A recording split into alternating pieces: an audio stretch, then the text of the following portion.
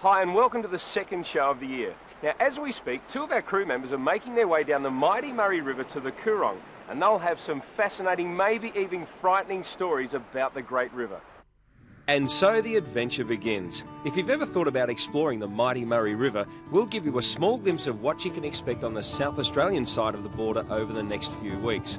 Launching is planned for this evening, but with sunset not far away and the boys a bit tired from filming in the morning, they're thinking maybe McDonald's may take priority. On the way up, the Montine Ford Explorer put on an impressive performance. The gutsy little package had no trouble towing a fairly sizable rig.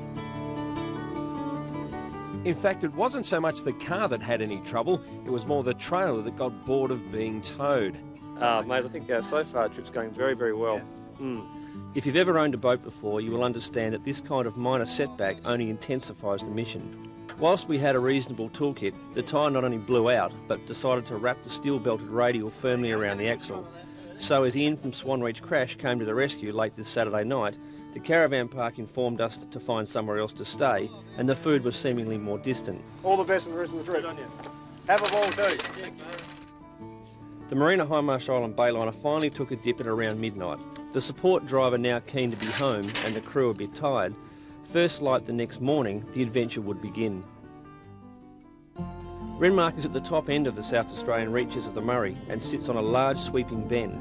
It's a pretty town founded in 1887 by the Chaffee brothers, who moved in from California to set up the first irrigation settlement.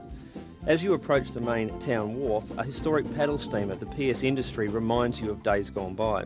It was actually used by the NWS department to keep the snags out of the river from 1911 up to 1968. It's actually reputed to have put out over 1 million trees in 57 years out of the river. The old industry started to rot away. It was put in a static display up here, a bit further upstream, and a group called the Friends of the Industry were formed, and they've now overseen the complete restoration of it. She's now a fully functional vessel. Of course, it's not only the paddle steamers that have a tale to tell. I'm a local here sort of thing. I'm sort of known as a village idiot here. This is a song I wrote when I went from here to Melbourne and back to get my two chooks married. And the chooks aren't with me today because they've got a rostered day off today. As you can see, I even make my own guitar. I'm ha, ha, ha, ha, ha. I'm happy. I'm 1 hair short of a haircut and a bit of water short of a swim. Well, this has all been recently developed along here, all this foreshore, last 4 or 5 years, and it makes it ideal for boaties coming along the river because you've got the main shopping facilities only a 2-minute walk away from the river, and you can get just about anything you want.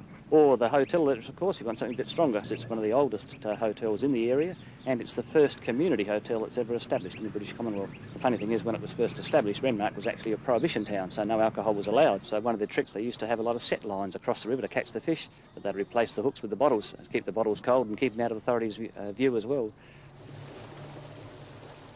Renmark has a number of creeks and tributaries that are home to hundreds of birds, wildlife and water life.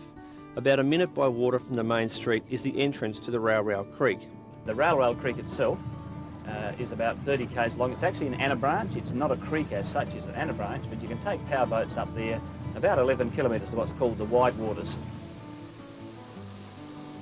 If you have the time, these little waterways offer a place to relax, explore or just hide away. Just upstream from Renmark is the Headings, which boasts spectacular cliff formations, deep water, and is like a gateway to the unspoiled upper reaches of the Murray, which eventually intersects with the Darling.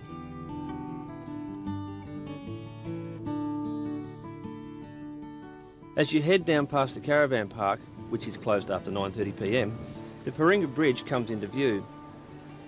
This magnificent old bridge opens on and off through the day to let the taller river craft pass under. There are some fantastic holiday opportunities to be enjoyed, and some of the local Houseboat Hirers Association boats were out to greet us. Very peaceful. That's probably the big plus.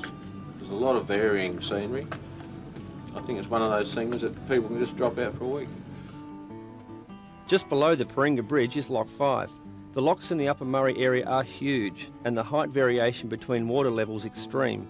If you're going through a lock, don't tie onto it. When the water level drops away, you may find your craft assumes a position you've never seen it in.